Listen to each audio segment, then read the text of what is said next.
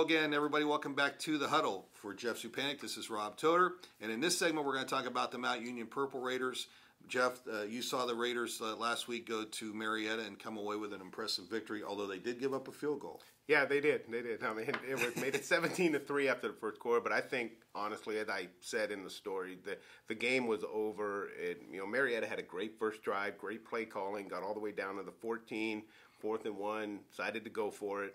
Just can't fault them for that. And then they got stopped right at the line of scrimmage. And then it was a span of about 4 minutes. There was a Mount Union field goal, an interception, Mount Union touchdown, another interception, another 17-0. So, and then it just kind of, Mount Union just way too much talent, and I think that just kind of swung the game right at the start there. Yeah. Let's talk about Mount Union's depth, which has always been pretty impressive, but really this year even more so, especially in the offensive backfield. Oh, absolutely. I mean, you had some returning guys, Jared Choate, Jawanza Evans Morris that were back, and then you have this new kid from, Lake County, Perry, that got a lot of starts, made a lot of oohs and ahs with a Sports Center top 10 hurdle play. But, Coach Vince Karras is very, very pleased with the depth they have at quarterback, wide receiver, and running back. And honestly, that's what Mount Union has been built on.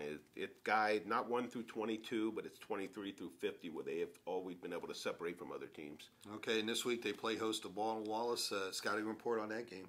I think it's going to be a tough game. It's usually one of the games that Mount Union circles that, they look forward to every year, because there's been, BW at one time, they were the standard of the OAC that, until I believe it was 1984, 85, Mount Union never beaten them. And then when they finally got over that hump, and something I'm going to have later this week in the review, it was actually a JV win when Larry Karras was head coach against BW. Was the first time they'd ever beaten them in any football, and that's one that him and Vince Karras has always talked about that kind of gave them the confidence then to do it in the varsity games.